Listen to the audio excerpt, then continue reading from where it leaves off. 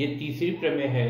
यदि एक चतुर्भुज की सम्मुख भुजाओं का प्रत्येक युग्म बराबर हो तो वह एक समांतर चतुर्भुज होता है।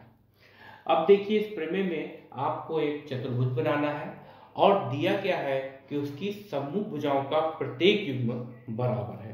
तो पहले हम एक चतुर्भुज बना लेते हैं।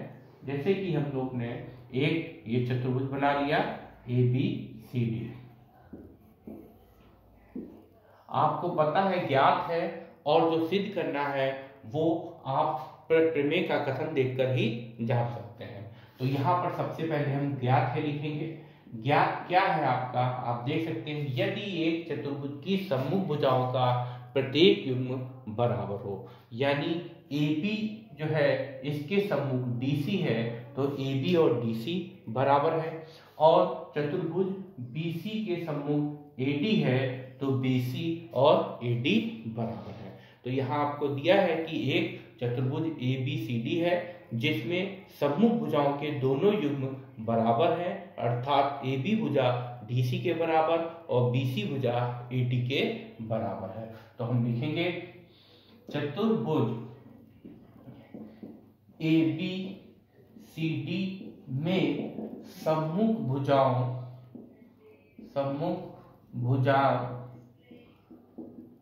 के दोनों युग्म बराबर हैं,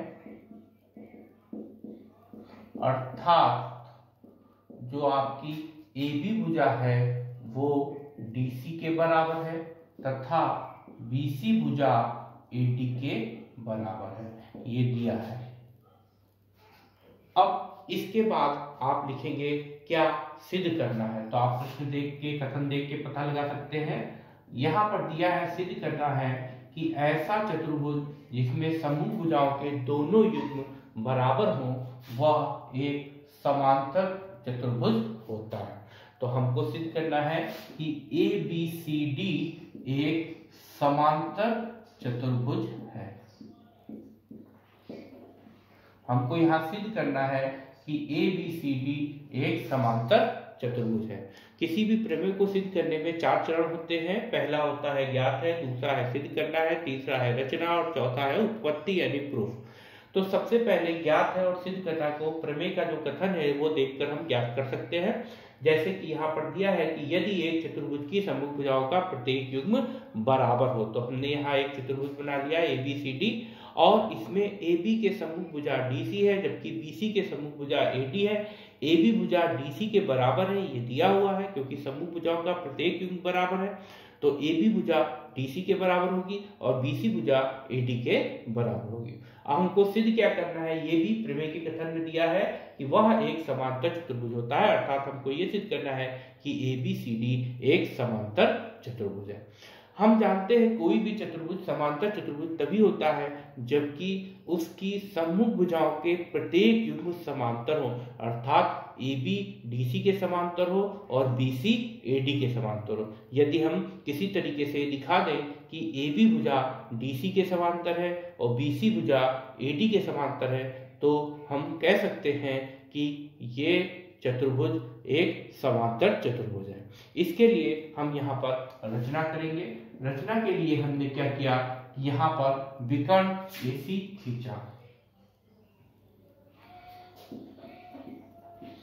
विकर्ण AC खींचा। अब आप देख सकते हैं यहाँ पर हमने विकर्ण AC खींच लिया।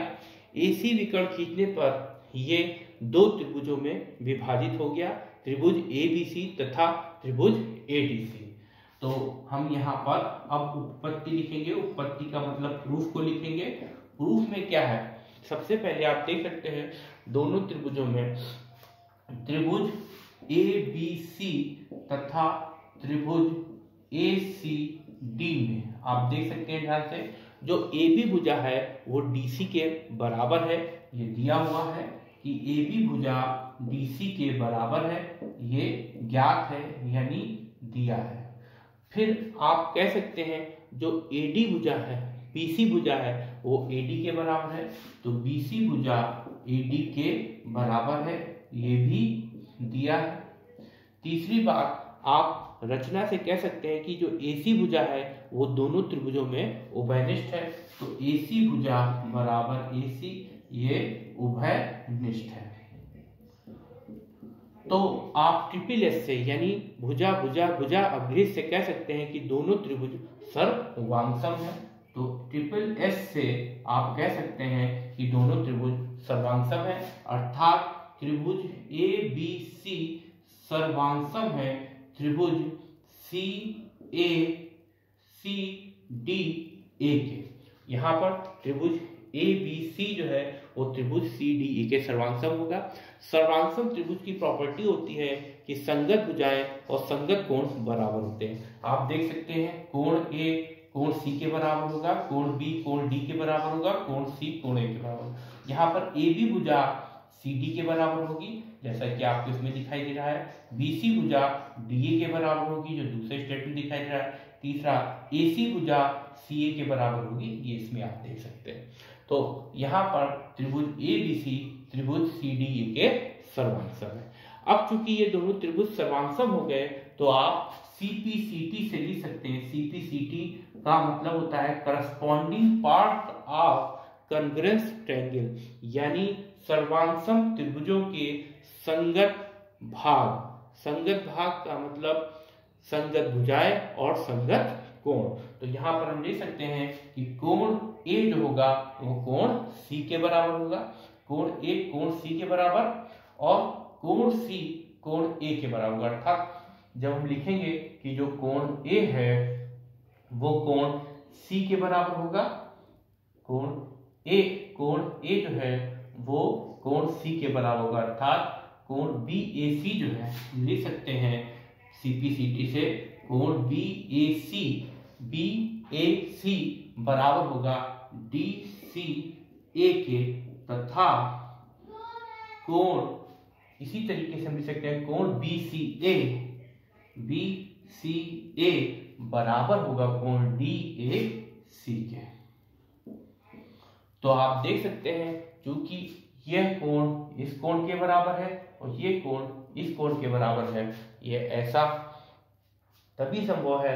ये दोनों कोण बराबर है और ये दोनों कोण बराबर है और ये इसकी तिर्यक रेखा है, इसका मतलब AB और DC आपस में समांतर होंगे। अब ये कोण और ये कोण बराबर है, इसका मतलब, और AC इसकी तिर्यक रेखा है, तो BC AD के समांतर होगी। तो हम यहाँ पर कोण BAC यानी देते हैं कोण BAC कोण DCA के समांतर है, कोण BAC कोण DCA के बराबर है, और AC इसकी तिर्यक रेखा है, क्योंकि कोण BAC बराबर है कोण DCA के, तथा AC इनकी तिर्यक रेखा है। इसलिए हम लिख सकते हैं कि AB DC के समांतर है, तथा क्योंकि कोण BCA बराबर है कोण DAC के और AC इसकी तिर्यक रेखा है, इसलिए ये लिख सकते हैं कि BC जो है वो AD के समांतर है। अब चूंकि किसी चतुर्भुज में सम्मुख भुजाओं के दोनों युग्म समांतर हैं, इसलिए यह चतुर्भुज एक समांतर चतुर्भुज होगा। अतः चतुर्भुज ABCD के सम्मुख भुजाओं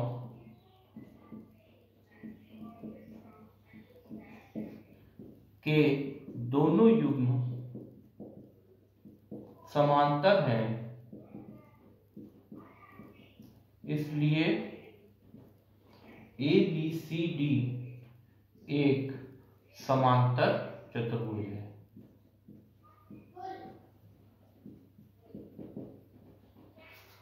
आप ध्यान से देख सकते हैं, इस प्रमेय में हमको ये दिया था कि एक चतुर्भुज ऐसा है जिसकी सम्मुख भुजाओं का प्रत्येक युग्म बराबर है और सिद्ध करना था कि वह चतुर्भुज एक समांतर चतुर्भुज होगा।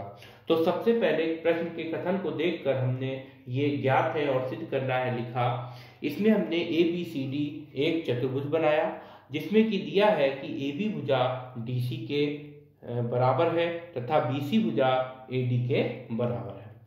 अब हमको सिद्ध करना था कि ABCD एक समांतर चतुर्भुज है। इसके लिए हमने यहाँ रचना की।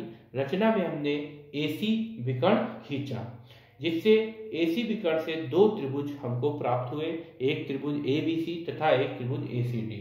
इन दोनों त्रिभुजों में हम देख सकते हैं कि AB भुजा DC के बराबर है जो कि दिया है, BC भुजा AD के बराबर है जो कि दिया है और AC भुजा जो है वो AC के बराबर है जो कि उभयनिष्ठ है। आप देख सकते हैं रचना से उभयनिष्ठ है और ये रचना से हमने यहाँ पर AC विकर्ण खींचने पर ये भुजा प्राप्त हुई। तो रचना से यहाँ पर लिख सकते हैं। फिर आप देख सकते हैं कि इन दोनों त्रिभुजों में जो संगत भुजाएं हैं वे बराबर हैं, मतलब AC भुजा जो है वो CA के बराबर हो गई। तो AB भुजा DC के बराबर, BC भुजा AD के बराबर और AC भुजा उभयनिष्ठ हो गई, यानी ये दोनों त्रिभुज सर्वांगसम हो गए। तो त्रिभुज ABC जो है त्रिभुज CDA के सर्वांगसम है। अब सर्वांगसम त्रिभुजों में संगत पार्ट जो होते हैं, संगत भाग वे समान होते हैं, अर्थात संगत भुजाएं और संगत कोण बराबर होते हैं। तो यहाँ से हम देख सकते हैं चूंकि त्रिभुज ABC और त्रिभुज CDA ये सर्वांगसम है इसलिए संगत भुजाएं बराबर होंगी। तो AB भुजा CD के बराबर होगा, BC भुजा DA के बराबर होगा जो यहाँ से हम देख सकते हैं, और AC भुजा CA के बराबर होगा तथा संगत कोण भी बराबर होंगे। तो यहाँ पर देख सकते हैं कोण A कोण C के बराबर है, कोण A आप देख सकते हैं कोण A कोण C के बराबर है, अर्थात कोण BAC कोण DCA के बराबर होगा तथा कोण C कोण A के बराबर होगा, अर्थात कोण C कोण A के बराबर, यानी कोण BCA जो है वो DAC के बराबर होगा। अब हम देख रहे हैं कोण BAC कोण DCA के बराबर है तथा AC इसकी तिर्यक रेखा है, इसलिए ये दोनों एकांतर अंतःकोण है जो कि बराबर है। तो AB और DC समांतर होंगे। इसी प्रकार कोण BCA और कोण DAC बराबर है और AC इनकी भी तिर्यक रेखा है और ये दोनों एकांतर अंतःकोण है, इसलिए BC AD के समांतर होगा। अब AB DC के समांतर है और BC AD के समांतर है। तो हमने सिद्ध करा कि इस चतुर्भुज में जो सम्मुख भुजाओं के दोनों युग्म हैं वो समांतर है, इसलिए हम कह सकते हैं कि ABCD एक समांतर चतुर्भुज है। धन्यवाद।